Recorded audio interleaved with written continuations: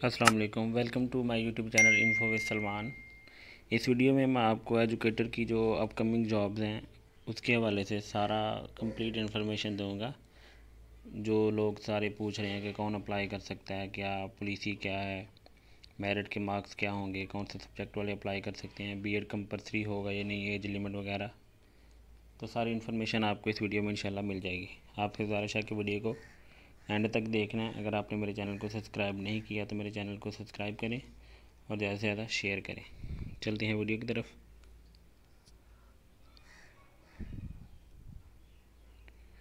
सबसे पहले मैं आपको एक तो बात ये बता दूं कि पहले एनटीएस के थ्रू एजुकेशन डिपार्टमेंट में भर्ती होती रही है, तो अब गवर्नमेंट ने ये फ़ैसला किया है कि अब जो भी भर्ती होगी वो पीपीएससी के थ्रू होगी, एनटीएस के थ्रू नहीं होगी।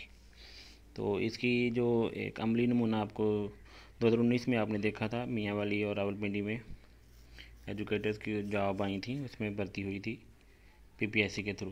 तो पुलिस ही तो अनाउंस हो चुकी है, जो सारा क्राइटेरिया है, एज लिमिट वगैरह, सारा सिलेबस वगैरह हर चीज़, वो तो पीपीएससी ने पहले 2019 में जो है वो अनाउंस कर दिए। पुलिस ही तो वही रहती है, थोड़ा बहुत चेंजिंग हो सकती है। बाकी सीट्स जो हैं वो चेंज होंगी कि तब सीट्स कम थी, अब हर डिस्ट्रिक्ट में आ रही हैं, तो हर डिस्ट्रिक्ट में कितनी कितनी सीट्स होंगी वो भी मैं आपको वीडियो के एंड पे बता दूंगा।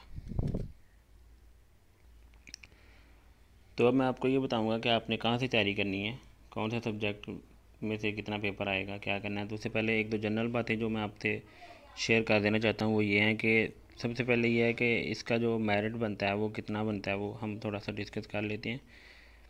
तो इसका जो मेरिट है ये देखें, आपको नज़र आ रहा होगा, इसका टोटल 200 नंबर होता है मेरिट का, ठीक है, जिसमें 40 नंबर एकेडमिक मार्क्स हैं, जिसमें मैट्रिक, एफए, एफएससी, बीए वगैरह, एमए, ये सब के टोटल 40 मार्क्स हैं आपके, ठीक है। और जो टेस्ट होगा, टेस्ट 100 नंबर का होगा। वो जो टेस्ट 100 नंबर का होगा उसकी वेटेज 50% है। मतलब कि अगर टेस्ट में से आपके 100 के 100 नंबर आ जाते हैं तो फिर आपके मेरिट में 50 नंबर ऐड होंगे। उसके बाद टोटल इंटरव्यू नंबर है 100 नंबर, इंटरव्यू का 100 नंबर है, ये देखें।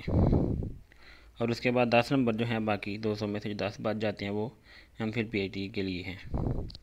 तो सबसे मेन चीज़ मैं आपको ये बता दूं कि आप अगर आपके एकेडमिक मार्क्स कम हैं तो आपने परेशान नहीं होना। इसमें पीपीएससी में यही फ़ायदा होता है कि अगर आप टेस्ट आपका अच्छा हो जाता है, इंटरव्यू अच्छा हो जाता है, तो आप अपने एकेडमिक मार्क्स कम होने की वजह से भी मेरिट में टॉप पे चले जा सकते हैं, ऊपर भी जा सकते हैं, ठीक है।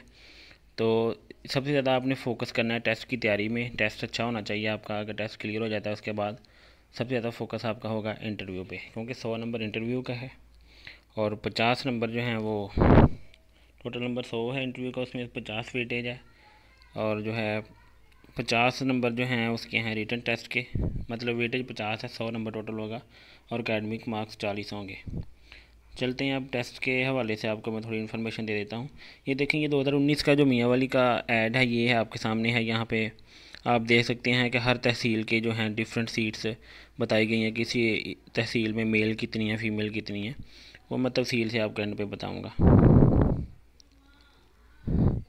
अभी हम तो जो है ना थोड़ी सी दो तीन जनरल बातें कर लेते हैं, उसके बाद फिर टेस्ट के हवाले से बात करेंगे।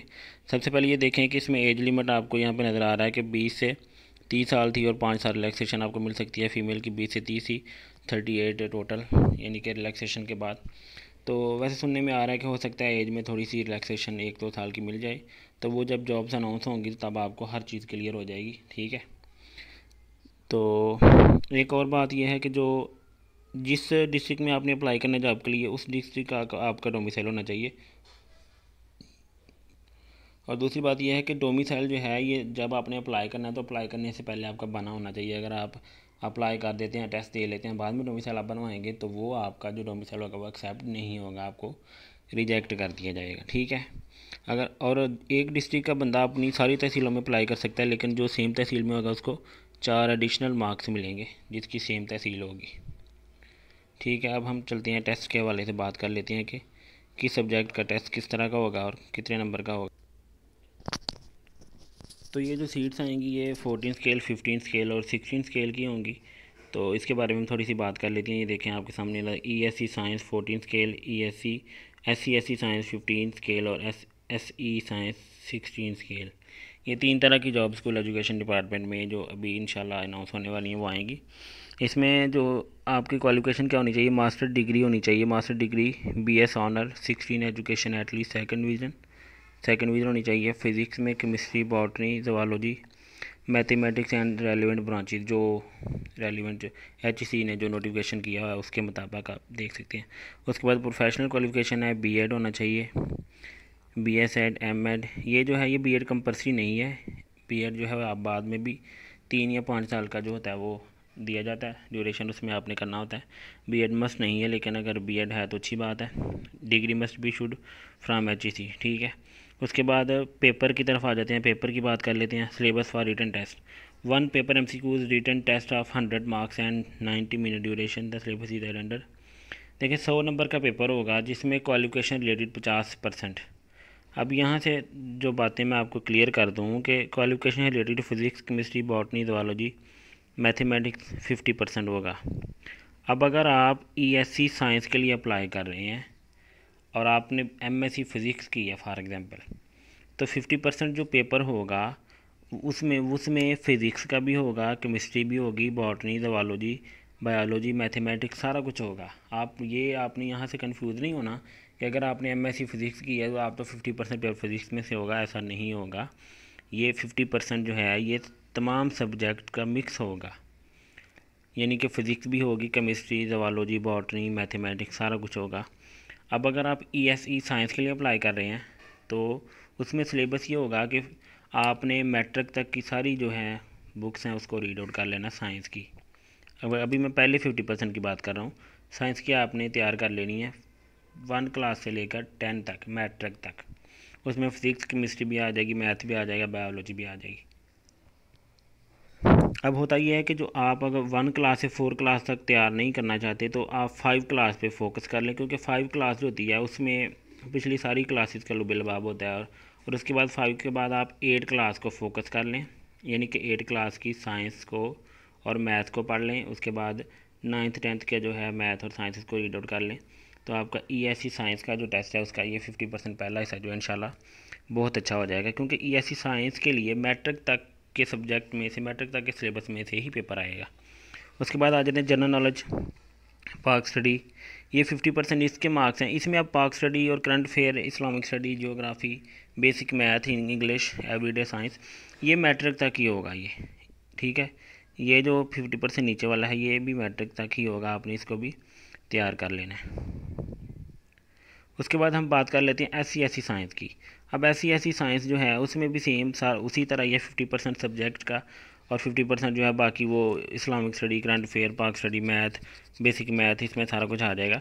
तो अब SC साइंस के लिए आपने क्या करना है कि जब SC साइंस की आपने तैयारी करनी है तो आपने 5वीं 8वीं मैट्रिक के साथ आपने फर्स्ट ईयर सेकेंड ईयर का भी कुछ जो है ना सिलेबस उसको भी इंक्लूड कर लेना, उसको भी आपने तैयार करना है, साइंस और मैथ्स को, ठीक है। उसके बाद हम बात कर लेते हैं SC साइंस की, SSE साइंस की।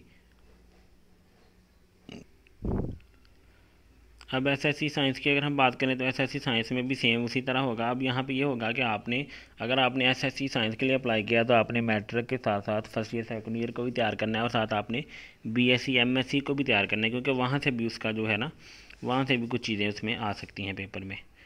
तो ये आपको मैंने सिलेबस बता दिया है। अब कुछ लोग कहते हैं जी हम कौन सी गाइड लें, बार बार क्वेश्चन किए जाते हैं कि कौन सी बुक अच्छी है, कौन सी बुक से तैयारी करें। तो देखें बात यह है कि सबसे ज़्यादा आपका फोकस होना चाहिए जो बुक्स होती हैं मैट्रिक तक FSC BSc की जो टेक्स्ट बुक्स होती हैं वहाँ से पेपर आता है। ये जो आपको बाज़ार से बुक्स मिल जाएंगी हो सकता है उसमें से कुछ क्वेश्चन आ जाएँ, लेकिन आपका जो फोकस होना चाहिए वो जो टेक्स्ट बुक होती हैं वहाँ पर होना चाहिए, आपने वहाँ से तैयारी करनी है। और अभी से आप तैयारी शुरू कर दें। आप जो मैट्रिक का 5वीं 8वीं का साइंस मैथ पढ़ें, मैट्रिक का साइंस मैथ जो है उसको रीड आउट करें। उसके बाद अगर आपने SE साइंस के लिए अप्लाई करना है तो फर्स्ट ईयर सेकंड ईयर को भी शामिल कर लें साथ। और अगर आप 16 स्केल के लिए अप्लाई करना चाहते हैं तो BSc MSc को भी इसमें शामिल कर लें। तो ये ESC साइंस के हवाले से मैंने आपको बता दिया, गाइड कर दिया।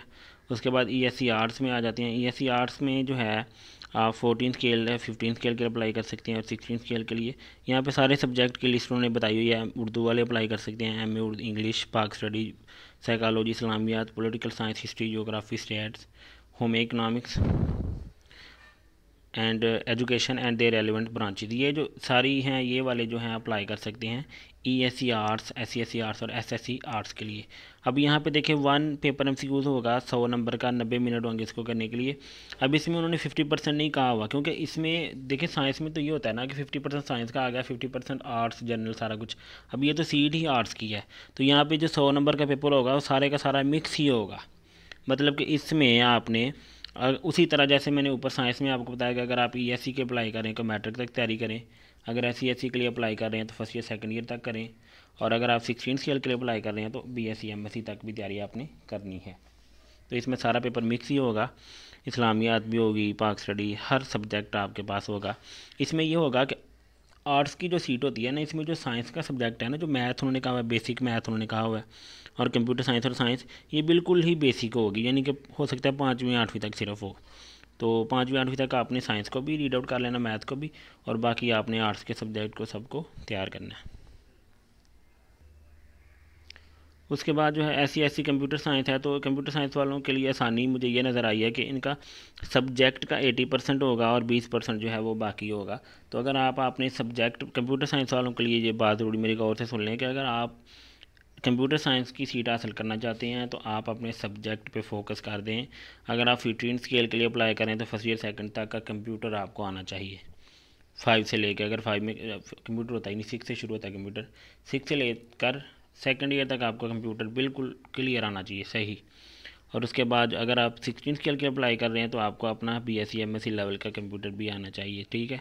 ये देखें 80% का वेटेज है, ये बहुत आसानी है कंप्यूटर वालों के लिए अगर देखा जाए तो, एज कम्पेयर टू साइंस। क्योंकि साइंस में आप अगर आपने MSc मैथ किया तो आपको फिज़िक्स का, केमिस्ट्री का, बायोलॉजी का पेपर भी आ रहा है, लेकिन कंप्यूटर में आपको सिर्फ कंप्यूटर का ही आएगा।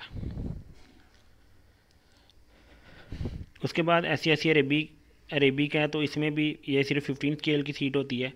तो इसमें सारे उन्होंने जो हैं वो मैं थोड़ा सा जूम करके दिखा देता हूँ, सारी उन्होंने मेंशन किए हुए हैं कि आप कौन कौन सी जो है इक्विवेलेंट वाले जो इसमें अप्लाई कर, शहादतुल उलमा वाले अप्लाई कर सकते हैं, और भी जो जो कुछ उन्होंने लिखा हुआ सारा आपने इसको रीड आउट कर लेना है। उसके बाद ये इसका भी टेस्ट के लिए आसानी है कि 80% जो है वो आपका क्वालिफिकेशन रिलेटेड होगा। मीन कि अगर आप अभी अरबी किया हुआ तो अरबी में से 80% पेपर आएगा, और बाकी 20% जो है वो पाक स्टडी जर्नल वगैरह होगा, तो वो 20% की इतनी ज़्यादा बात नहीं होती।